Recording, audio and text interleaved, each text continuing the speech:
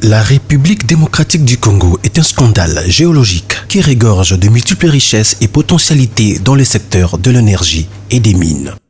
Une illustration dans le domaine de mines, l'accès au cuivre, cobalt et au coltan est un pactole pour les industries locales comme internationales, attendu que les filiales des géants fabricants mondiaux sont au rendez-vous.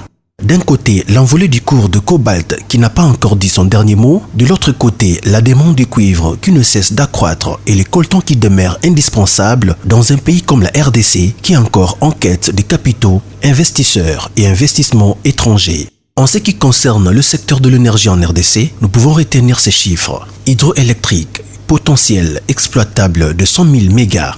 Solaire, potentiel exploitable entre 3250 et 6750 Wh par millimètre cube par jour. Bois, 1,250 milliard de tonnes de bois, 122 millions d'hectares de forêt équatoriale.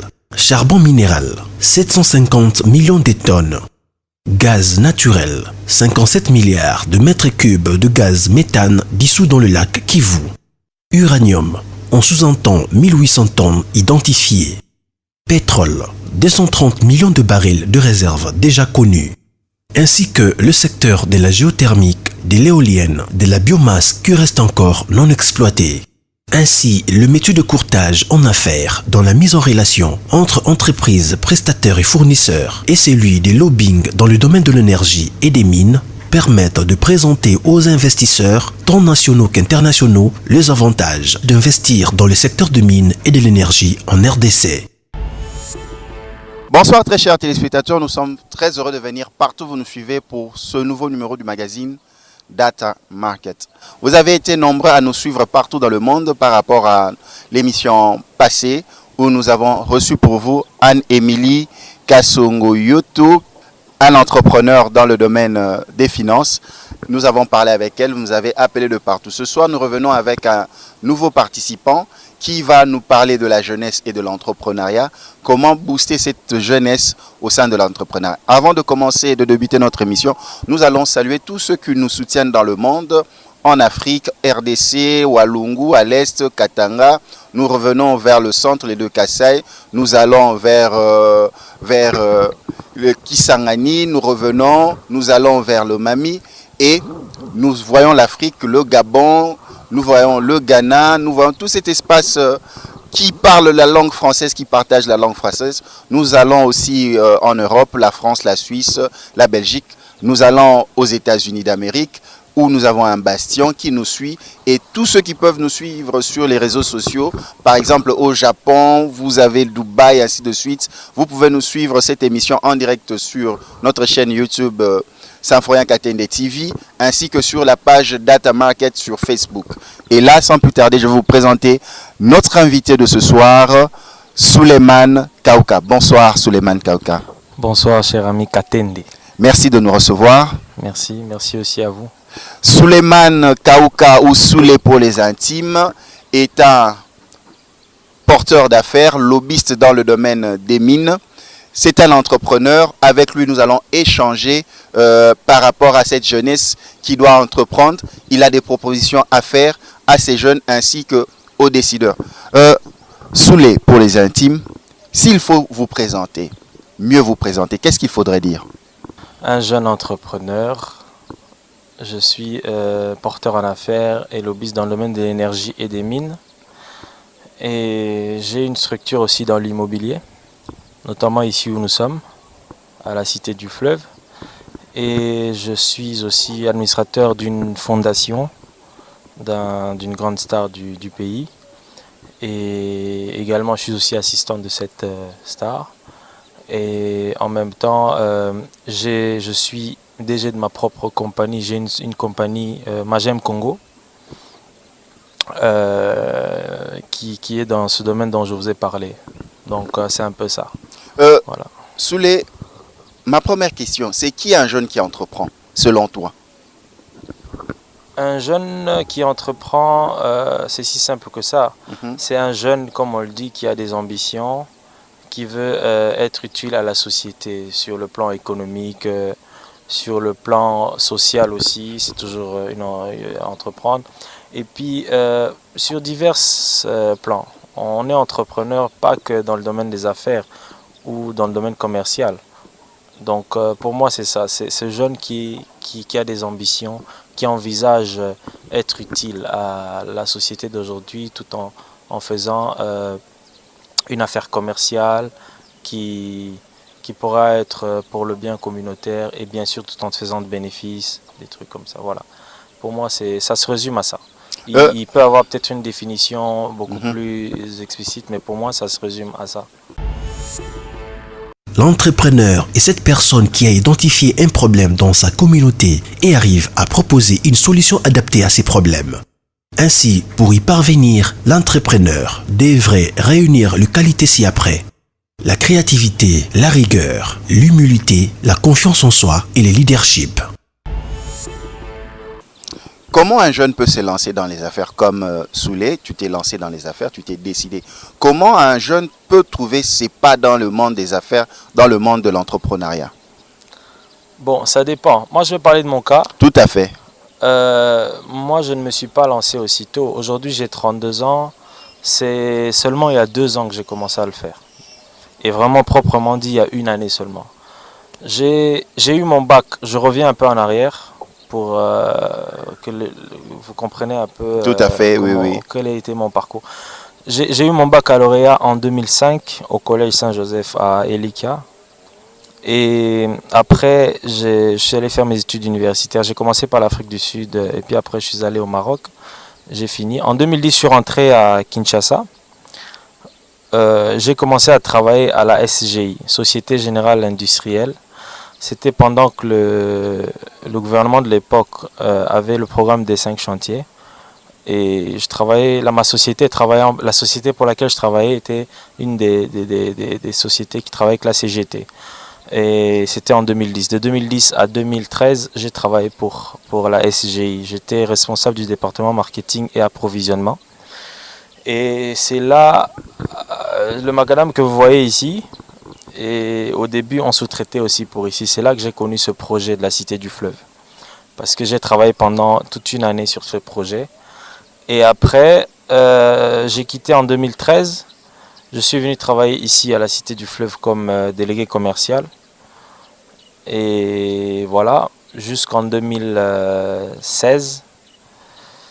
Et en même temps, en 2013, quand j'ai commencé ici, Fally Ipupa a lancé sa fondation, la fondation Fally Ipupa. Moi, j'étais déjà avec lui en tant qu'assistant, déjà à l'époque. Et il a lancé la fondation. Il m'a aussi, on est à 4 à diriger la fondation comme administrateur. Et j'ai eu aussi une petite part de responsabilité dans cette fondation. Ça, c'était en 2013. C'est au même moment où je commençais ici. Et en 2016, j'ai lancé Magem Congo, qui est dans ce domaine dont je vous ai parlé. Et pour moi, déjà, ça faisait pour moi 6 ans d'expérience comme salarié, comme voilà, d'abord responsable logistique et approvisionnement à la SGI, après délégué commercial à la Cité du Fleuve, et puis voilà, donc on acquiert une certaine expérience, on voit certaines choses, on découvre beaucoup, et ce qui est vrai aussi, en étant dans le social aussi, avec la fondation de Fally, vous découvrez encore beaucoup plus, ça vous ouvre beaucoup plus de portes. Et on a profité de l'occasion, on a dit pourquoi pas. Aujourd'hui, il y a une certaine vague de jeunesse des jeunes qui arrivent, beaucoup plus ambitieux, beaucoup plus déterminés. Donc c'est un peu ça. Alors pour nous, on s'est dit pourquoi pas aussi se mêler, se mettre dans la danse et tout ça. Donc c'est un peu ça. J'ai eu l'idée en 2016, j'ai créé Magem Congo, dans le courtage en affaires, dans le domaine des mines et de l'énergie. Et bon, voilà, je sous-traite pour un projet aussi qui paye, qui est en train de faire un barrage hydroélectrique à Sombwe. Et en même temps, comme on a Aujourd'hui, le code minier a été révisé aussi il y a quelques mois. Cela nous a encore permis dans notre nouveau, pour moi c'est nouveau, c'est un secteur nouveau que je découvre, d'œuvrer encore beaucoup mieux, parce que quand on voit ce qui est dans le nouveau code minier, c'est avantageux à nous les nationaux. Vous savez, la sous-traitance normalement, aujourd'hui, qui trouve beaucoup plus sa place aussi dans beaucoup plus de secteurs. Dans presque tous les secteurs aujourd'hui, il y a une sous-traitance. Et dans le code minier, par rapport à ce domaine minier, on trouve que, disons, on voit que la sous-traitance est remise aux Congolais, disons, et d'abord pour les nationaux. Tout à fait. Voilà, alors, donc pour nous, c'est une bonne opportunité à saisir pour nous qui sommes nouveaux dans l'entrepreneuriat. Voilà. Et c'est pourquoi vous allez voir que pendant 2 ans, j'ai un peu parcouru le monde dans des conférences, des forums. Et en avril prochain, je serai panéliste au Forum international des Amériques, Forum économique international des Amériques en Floride, où je vais parler aussi de l'entrepreneuriat des jeunes en Afrique, le domaine minier et tout ça. Donc c'est un peu ça. Souleymane Kaouka est un jeune entrepreneur congolais spécialisé dans le domaine du courtage en affaires et du lobbying dans le secteur de mines et énergie en République démocratique du Congo. Pendant des années de suite, il parcourut le monde dans différents colloques, symposiums et conférences dans le monde pour faire son expertise ainsi que parler des potentialités du Congo dans les buts de gagner du marché pour notre pays. Actuellement, il est à la tête de sa propre entreprise dénommée Magem, une entreprise de droit congolais basée à Kinshasa, œuvrant dans le secteur de la sous-traitance, courtage en affaires et lobbying dans le domaine de l'énergie et des mines. Souley, je suis vraiment content, je suis très heureux, et même les téléspectateurs qui vous suivent partout dans le monde, de constater jeune que vous êtes, vous avez un parcours riche. Vous avez reconnu premièrement qu'avant de se lancer, il faut acquérir de l'expérience. Vous vous êtes fait embaucher dans une entreprise, vous êtes fait recruter, où vous avez vous avez ouvert les yeux, et à partir de cela, entrer dans un nouveau monde, parce que j'entends là, vous nous parlez du secteur de l'énergie, des mines, et à très bientôt, vous nous dites, vous serez panéliste dans une conférence internationale. Donc, vous êtes une personne ressource à qui les jeunes aussi peuvent s'inspirer. Ma question est celle-ci. Nous prenons par exemple les mines, parce que vous l'avez si bien dit, le nouveau code minier donne plus d'accès aux Congolais, aux nationaux, de pouvoir œuvrer. Comment faire venir les jeunes dans ce domaine-là?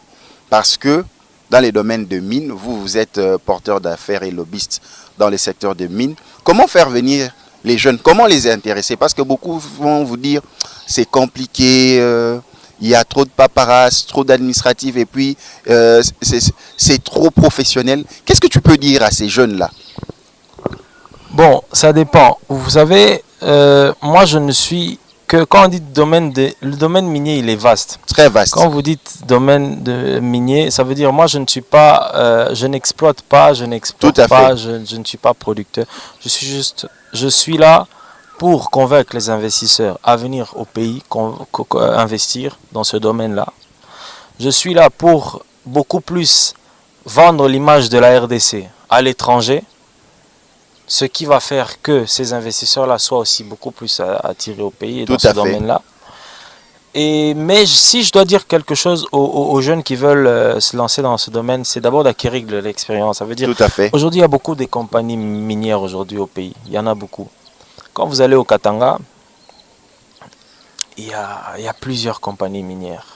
Il y a beaucoup de sous-traitance dans le domaine des mines. Il y a beaucoup de compagnies qui exploitent, qui explorent. Donc, pour moi, ce serait d'abord un très bon début pour eux.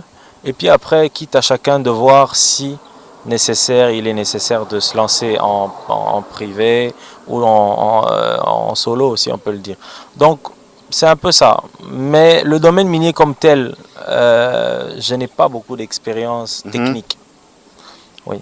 J'ai une Mais cette expérience. facette de faire montrer ce qu'il y a de meilleur au Congo dans le domaine de mines, Exactement, on est c'est là. ça votre force. Voilà, c'est ça. C'est un peu ce que fait l'ANAPI aujourd'hui, l'Agence nationale de promotion des investissements Tout du à fait. Congo. C'est un peu ça. On fait un peu la même chose. Et dans le secteur de l'énergie, Mhm. aujourd'hui, peut-être que les gens ne le savent pas, la RDC a libéralisé ce secteur depuis plusieurs années. Et c'est aussi une bonne opportunité pour les investisseurs et les entrepreneurs locaux. Quand je dis libéraliser, ça veut dire avant, on ne connaissait que la SNEL qui gérait le barrage de Inga. Tout à fait, qui exerce produisait, un monopole. Voilà, Oui. voilà. Aujourd'hui, bon, c'est vrai qu'il faut le dire, la SNEL est un peu essoufflée. Le barrage, le grand barrage de Inga est un peu en veille, si on peut le dire. Donc, il y a des petits projets qui naissent, des petits barrages, comme le projet de Sombwe dont je vous parle, qui est au Katanga, qui va produire 140 MW d'électricité. Il y a des projets à l'est, il y a des projets dans le centre du pays, des projets de l'énergie. Donc c'est des projets à encourager. Aujourd'hui, nous préférons que ce soit beaucoup plus les nationaux, les Congolais qui se mettent dans ce domaine-là. Et bien entendu, on pourra laisser à l'État cette tâche de relever le grand barrage de Inga. Voilà, donc c'est un peu ça en général, en gros. Ce que j'aime en vous, ce sont des domaines peu communs que les gens ne connaissent pas assez bien, que ce soit les mines. Donc quand on parle de porteurs d'affaires et lobbyistes en mine, par exemple un marketeur qui présente la visibilité de la RDC par rapport aux potentialités et à l'investissement dans les mines. Et quand vous parlez d'énergie, nous voyons la RDC qui regorge d'un potentiel énorme d'énergie nouvelle et renouvelable. Par exemple, en plaçant des panneaux solaires, l'énergie hydraulique. La RDC a un potentiel de 100 000 mégawatts. S'il faut de tout, pas seulement l'énergie hydraulique, l'énergie hydroélectrique, pardon. S'il faut prendre l'énergie hydroélectrique, il faut prendre l'énergie solaire, l'énergie éolienne et tout ça. On a 100 000 mégawatts de production, de capacité de production. Et rien que le grand barrage Inga, s'il faut mettre tous les trois, les 1, 2, 3, Inga 1, Inga 2, nous sommes à 44 000 mégawatts de production. Mais là, nous ne produisons que 2 000 mégawatts. Tout à fait. Donc, il y a ce manque à gagner là énorme qu'on connaît et qui n'est pas normal, qu'il faut essayer de surmonter. Donc, s'il fallait par exemple proposer à l'État congolais pour faire venir des jeunes entrepreneurs dans ce secteur-là, qu'est-ce qu'il faut dire? Quel est le message à passer? Parce qu'il y a un problème de déficit communicationnel. Par exemple, pour beaucoup de jeunes, le jour en vous suivant ce soir dans Data Market, ils sont en train d'apprendre et disent tiens, il y a un jeune qui est dans ce domaine, pourquoi seulement lui, pourquoi pas nous? Donc il y a un déficit communicationnel, il faudrait suffisamment communiquer sur ça. Oui, bien sûr. Bon, la RDC aujourd'hui, je crois que par année, elle déverse, c'est des millions des licenciés, des finalistes qui ont fini l'université et tout. Bon, moi, je dirais beaucoup plus que l'État doit nous aider dans ça. Ça veut dire quoi? Aujourd'hui, quand je suis ça fait 2 fois que je suis allé Africa Business and Forum en Égypte. Vous voyez des chefs d'État arriver de beaucoup de pays africains avec toute une délégation de jeunes entrepreneurs du pays. J'ai vu ça, 2-3 chefs d'État qui sont venus avec dans leur délégation des jeunes entrepreneurs qui ont accompagné le président pour venir entrer en contact avec les entrepreneurs égyptiens. C'était à Sharm el-Sheikh. C'est ça qu'on appelle encourager la jeunesse, encourager les jeunes, encourager cette façon de faire. C'est ça, c'est ce que nous voulons ici aujourd'hui. Aujourd'hui on a beaucoup de jeunes au Congo qui ont ce savoir-faire, mais qui n'ont pas les moyens, qui n'ont pas l'occasion, qui n'ont pas la chance. Et le premier à part vous-même, la personne qui doit vous donner cet élan, ce piston, c'est l'État. C'est ce que je peux dire par rapport à ça. Donc il faut que notre gouvernement d'aujourd'hui, ou même tous ceux qui viendront comme gouvernement, sachent que c'est d'abord eux les premiers à soutenir la jeunesse sur ce plan-là. Donc voilà. Vous nous avez parlé de l'ANAPI, plusieurs structures de jeunes. Aujourd'hui, il faut créer des richesses. Aujourd'hui, le jeune doit être impliqué dans les affaires tôt. Le jeune doit avoir des modèles par rapport au monde des affaires. Est-ce que Soulé a des exemples de modèles des affaires dans lesquels il peut dire, proposer à d'autres jeunes pour dire voici, tels Congolais sont des modèles, nous aussi nous pouvons suivre ces modèles-là. Vous en avez comme exemple? Oh oui, hein, il y en a beaucoup. Bon, ceux qui peuvent me venir à l'esprit maintenant, nous avons beaucoup de jeunes entrepreneurs au Congo. Monsieur Eric Monga, qui est président de la FEC Katanga, dont je suis membre. Monsieur Eric Mandala, qui est un jeune entrepreneur qui a beaucoup de sociétés, beaucoup d'activités dans le pays. Bon, nous avons beaucoup. Si je me mets à les citer, peut-être que ça ne me viendra pas maintenant à l'esprit, mais il y a beaucoup d'entrepreneurs. Le projet ici, par exemple, la Cité du Fleuve, où nous sommes, ce projet a commencé en 2010. Je travaillais déjà, je travaillais à la SGI, mais on travaillait pour ce projet à l'époque déjà, je connaissais. Partout où vous voyez ici toutes ces constructions, nous, à l'époque où on a commencé à travailler ici, il n'y avait rien. C'était de la brousse, comme vous voyez là-bas, c'était toutes ces herbes-là et tout ça. Alors, ceux qui venaient, ceux qui ont cru en ce projet, déjà à part le numéro 1 du projet, M. Robert Choudouri, il y avait des jeunes aussi qui étaient là, parmi ceux qui ont commencé avec ce projet. Donc, c'est pas seulement qu'il faut attendre que tout vienne de l'extérieur, de l'étranger. Nous pouvons nous-mêmes aussi, ici, à l'intérieur du pays, nous commencer avec des petites initiatives qui grandiront après. Mais bien sûr, avec toujours l'aide et le soutien de l'État, c'est très important. Souleymane Kaouka, il y a un sérieux problème, le problème de financement. Pour se lancer en affaires, il faut avoir des financements. Comment se créer ces financements, surtout pour les jeunes? Parce que beaucoup de jeunes qui vous suivent disent oui, Soulé est en train d'expliquer, mais pour se lancer en affaires, il faut de l'argent. Comment se financer pour se lancer dans un projet entrepreneurial? Oui, c'est vrai que c'est vraiment quelque chose de très important. C'est une question délicate. Bon, le problème de financement est un problème sérieux que l'on rencontre ici au Congo. Parce que déjà, faut dire la vérité, les jeunes aujourd'hui ont des idées, veulent se lancer. Pas seulement dans un domaine, peut-être des mines ou je sais pas, mais ils veulent se lancer, créer des startups, créer une petite entreprise. À l'époque, c'était compliqué de créer une société. Aujourd'hui, les choses sont un peu beaucoup plus simples. Grâce au guichet unique, tout ça, on peut créer une entreprise en quelques jours. C'est bien, mais après, il faut que la totale suive. Il faut que les finances aillent avec. Il faut que la main-d'œuvre soit de mise.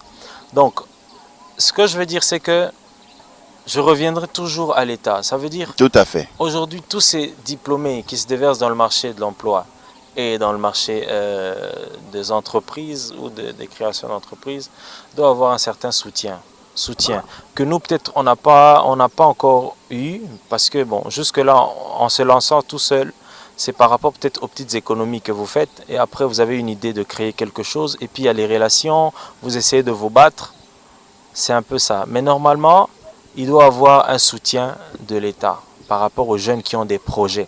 Parce que les jeunes qui ont des projets, aujourd'hui, il y en a beaucoup.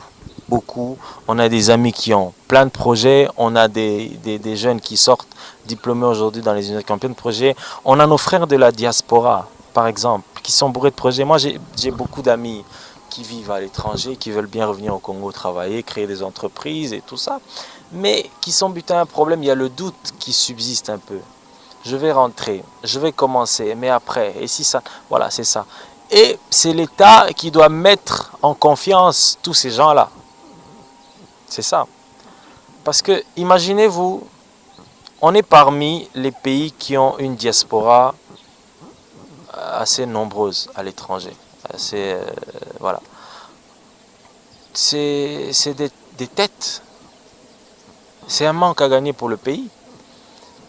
Ils travaillent à l'étranger, ils servent les pays étrangers, ce qui fait tourner l'économie des étrangers.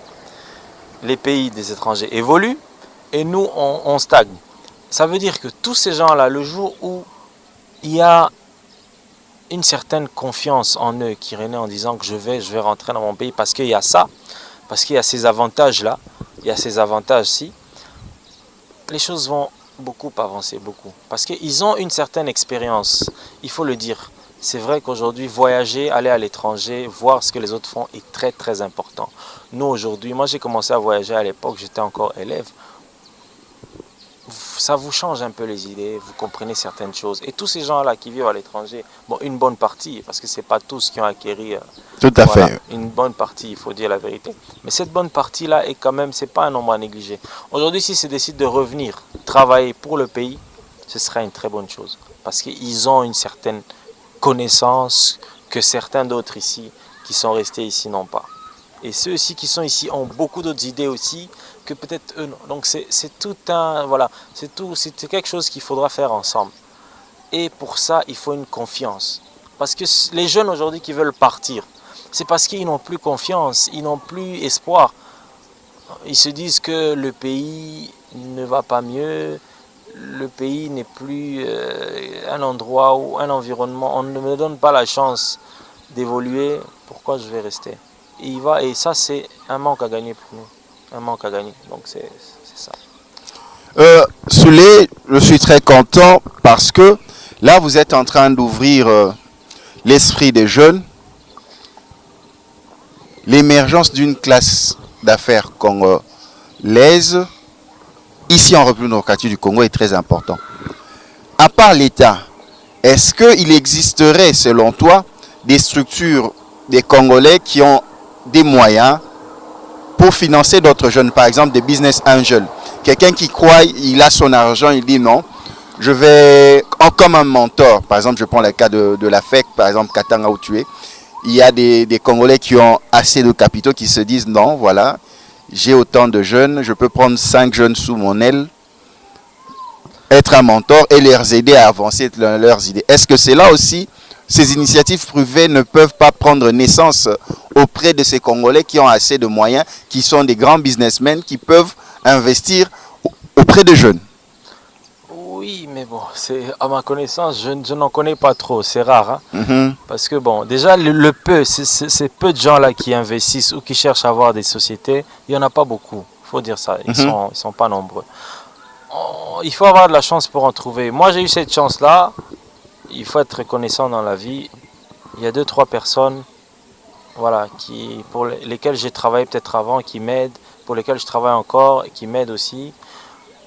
Bon, après, le reste, c'est toi-même. Mais bon, il y en a beaucoup qui n'ont pas cette chance-là et c'est compliqué. Et normalement, ça ne se passe pas comme ça.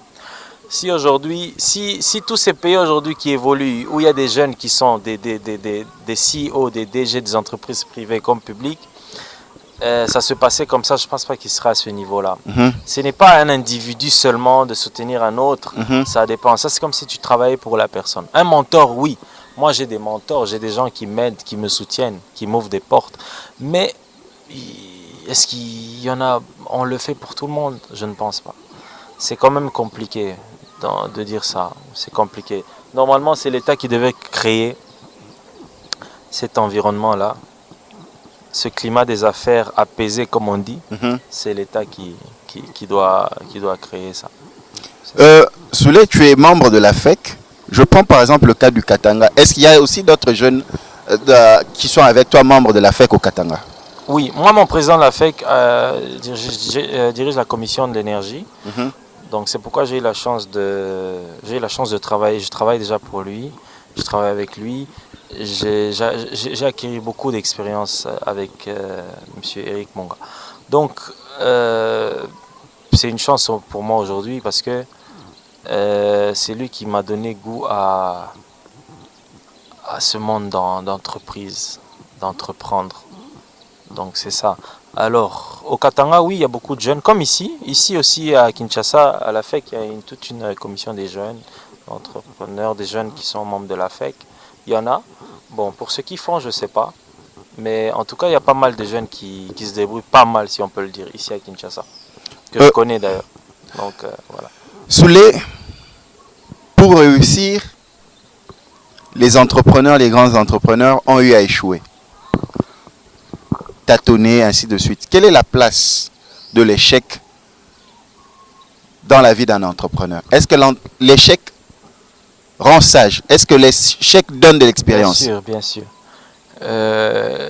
Un échec ne veut pas dire qu'on a perdu, qu'on a tout perdu. Un échec peut être d'ailleurs avantageux à ce que tu fais. Moi, j'ai commencé en 2016, j'ai lancé ma structure, c'était pas facile. J'ai fait au moins 6 mois où il n'y avait rien qui se passait, je n'arrivais pas à décrocher des... Bon, les marchés même jusqu'à aujourd'hui, c'est quand même compliqué, mais les petits marchés qu'on décroche par-ci, par-là, quand tu organises une affaire et tout, c'était quand même compliqué. Mais l'échec, ça te donne encore une certaine force de reculer pour mieux sauter, si on peut dire. Donc, l'échec pour moi dans la vie d'un entrepreneur est importante, si on peut dire. Elle n'est pas bonne à vivre peut-être, mais elle est importante. C'est pas la fin du monde quand on échoue dans une affaire. Beaucoup de ceux-là qui ont réussi aujourd'hui n'ont pas commencé comme ça. Ils ont connu. Il faut les approcher pour qu'ils vous racontent comment ils ont bataillé. Mais moi j'en connais beaucoup aujourd'hui à Kinshasa. On les voit aujourd'hui comme ils sont là. On les chante, on les ceci, cela, mais c'est des gars qui ont bataillé dur. Et il faut avoir un parcours. C'est beaucoup, c'est important. Mais le problème est que ceux qui ont échoué, ceux qui ont réussi aujourd'hui, ne documentent pas assez parce qu'aujourd'hui, vous avez dit, beaucoup de jeunes terminent le bac, terminent l'université, ils doivent chercher un boulot, leurs parents leur demandent d'aller se marier, ainsi de suite. Ils entrent dans un cycle. Pourquoi? Ils ont cette peur de l'inconnu. Oui, je veux me lancer dans une start-up qui me dit que je veux gagner. Je veux faire ceci, cela. Carrément, on se cantonne tous quelque part et on ne veut pas aller dans cet inconnu risqué. Ouais. Pourquoi? Parce que quelque part, ceux qui ont réussi et qui avaient échoué avant ne documentent pas sur l'échec et être ces porteurs d'espoir pour les jeunes. Qu'est-ce que tu peux dire? Est-ce que tu peux aussi proposer à ces grands entrepreneurs d'aujourd'hui qui ont échoué hier de pouvoir documenter leur expérience de l'échec? Bien sûr, ceux qui ont échoué comme ceux qui ont réussi, c'est du devoir d'un entrepreneur de chercher à assurer sa relève, que ce soit pas seulement dans sa famille ou je sais pas, parmi les siens, mais c'est très important, très très important. Moi j'ai eu beaucoup de conseils de ceux qui avaient commencé avant, qui te préviennent déjà de certains obstacles que tu peux rencontrer dans ce monde et tout. Donc si on peut le dire comme ça, c'est très important. Et on doit quand on a une certaine expérience, on estime qu'on a une certaine expérience, c'est bien c'est évident et c'est toujours bien d'essayer de tirer les autres pour les aider. Soulé, nous sommes en train d'arriver. Nous entamons la dernière ligne droite de nos échanges. Vous êtes aussi acteur dans le domaine social. Est-ce qu'un entrepreneur qui cherche sa vie, qui gagne sa vie, a aussi le temps de penser aux autres? Vous travaillez dans la structure où vous êtes membre chez Fally Ipupa, qui est une star dans ce pays. Vous travaillez dans le domaine de, comment on appelle ça? On est dans l'assistance. La fondation Fally Ipupa est dans l'assistance sociale. Tout à fait. On est un peu dans tout. On est aujourd'hui, la fondation a été créée en 2013, en juin 2013. Je me rappelle très bien. Aujourd'hui, on est à 5 ans. La fondation a 5 ans de vie.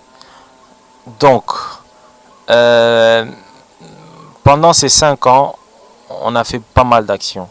Fally, c'est quelqu'un qui est mûr d'esprit, Mhm. qui n'arrête pas de vous épater avec ses idées, avec sa façon de voir les choses. Alors, moi, je connais Fally, ça fait 16 ans. Et aujourd'hui, ça ne m'étonne pas de le voir comme il est. Et il a eu cette idée de fondation parce qu'il voyait bien sûr comment les gens vivaient dans notre société et tout ça. Aujourd'hui, la fondation a 16 actions. On a parcouru presque tout le pays, toutes les provinces, on a presque. Mhm. Il y a certains coins où on n'est pas parti, mais c'est dans les projets. Là, on était en train d'élaborer déjà le plan d'action pour l'année 2019. Donc pour moi, c'est un grand plaisir d'aider les autres. Même si je le fais par rapport à Fally parce que c'est lui le président de la fondation. Mais c'est un plaisir de participer ou d'être dans voilà, la lignée de quelqu'un qui est là pour aider les autres. Mais ma grande question, tu te recherches encore partager, ça veut dire quoi? C'est le cœur qui est disposé ou bien avoir assez de moyens? Le cœur d'abord, il faut avoir le cœur parce que les moyens, non, on peut partager le peu qu'on a. Fally ne donne pas, il donne pas comme par exemple l'UNICEF va venir vous donner, mais il fait ce qu'il peut et il va dans des coins où par exemple tous ces gens-là ne vont pas. Il faut dire la vérité. Et là, vous avez quel poste? Bukavu, Kisangani, on a été. Mhm. Le Bandundu à Kinshasa, on a fait beaucoup d'hôpitaux. On continue à le faire. On a fait des projets pour eau potable et tout. Donc là, pour 2019, on a un plan. Il envisage construire une maternité qui sera gratuite pour toutes les mamans. Ce sera dans sa commune, dans la commune où il est né, à Bandal. Il a grandi. Donc on est en train de voir. C'est vrai que c'est pas facile aujourd'hui d'avoir des donations, des partenaires et tout dans ce domaine-là. Mais il se bat comme il peut. Des fois, il met ses propres moyens. Bon, et puis après, il y a des gens qui le soutiennent, il y a des organismes. On travaille avec la MONUSCO, on travaille avec l'UNESCO. Il est ambassadeur de l'UNESCO. Des fois, on travaille avec l'UNICEF. Donc, c'est bon, on fait avec. Mais c'est une très belle expérience et c'est un grand plaisir d'aider. Un grand plaisir. Nous étions très heureux de vous recevoir. Qu'est-ce que nous pouvons retenir de votre passage dans Data Market? Quelle est cette lueur d'espoir que vous pouvez donner aux jeunes et les propositions concrètes à l'État? Parce que le nœud du problème, selon vos propos, c'est l'État qui doit impulser tout cela. Exactement. Je dirais, moi, mon message sera à ceux-là qui sont jeunes comme moi aujourd'hui. On ne vit une jeunesse qu'une fois. Il faut profiter, il faut saisir l'occasion. C'est maintenant qu'il faut créer, il faut faire la fondation de ce que vous voulez être plus tard. Je les encourage à être de plus en plus ambitieux et surtout d'avoir ce courage-là, cette volonté d'entreprendre. Aujourd'hui, le taux de chômage est trop élevé chez nous ici. Il y a beaucoup qui essaient de se débrouiller comme ils peuvent avec le peu de moyens qu'ils ont et moi j'encourage ça. J'encourage énormément ça. Moi j'ai eu l'occasion de travailler dans des sociétés, des entreprises jusqu'à ce que j'ai préféré voler de mes propres ailes. En tout cas, j'encouragerai ceux-là. Je ne leur demande pas de démissionner de là où ils travaillent, mais j'encouragerai ceux-là qui ont aujourd'hui des idées. Genre, dans 2 mois, dans 6 mois, 7 mois, je veux me lancer dans quelque chose, je veux créer une entreprise, c'est ça. Moi, aujourd'hui, à la Cité du Fleuve, je travaillais pour le propriétaire de la Cité du Fleuve. Aujourd'hui, c'est quelqu'un qui me soutient.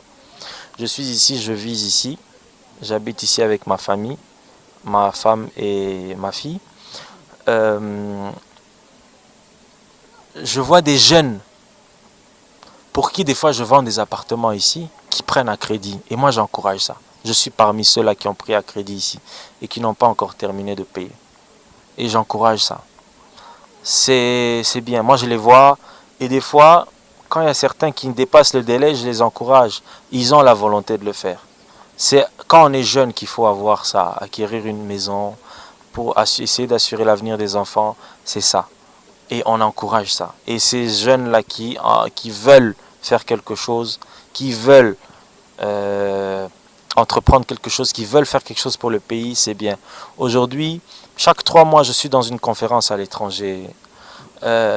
aux États-Unis, en Égypte, en Afrique du Sud. Dernièrement, j'étais en Afrique du Sud dans un forum, Business for Africa. Et au Katanga, il y a des forums miniers où on assiste. Là, je crois que je devais partir pour Indaba Mining, mais malheureusement, je suis empêché. C'est ça qu'on veut. Moi, je suis ouvert, je suis prêt à aider ceux-là qui veulent aussi entamer cette vie ici. Je vais les aider comme je peux, avec des contacts, avec des conseils.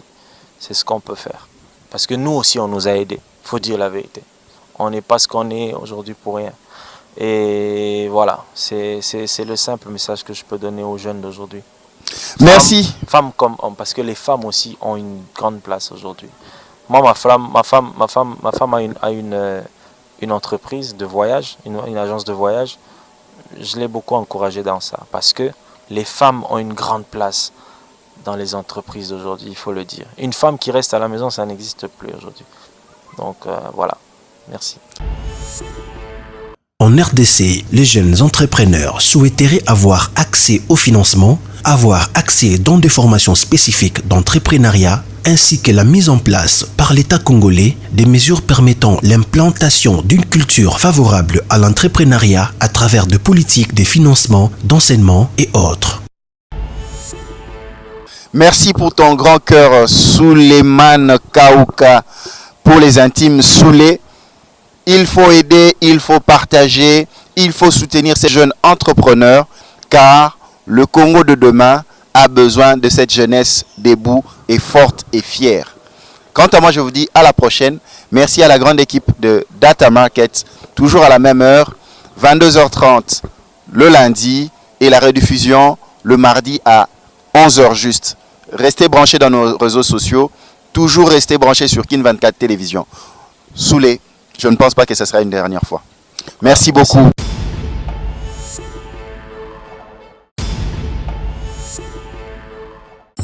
Merci.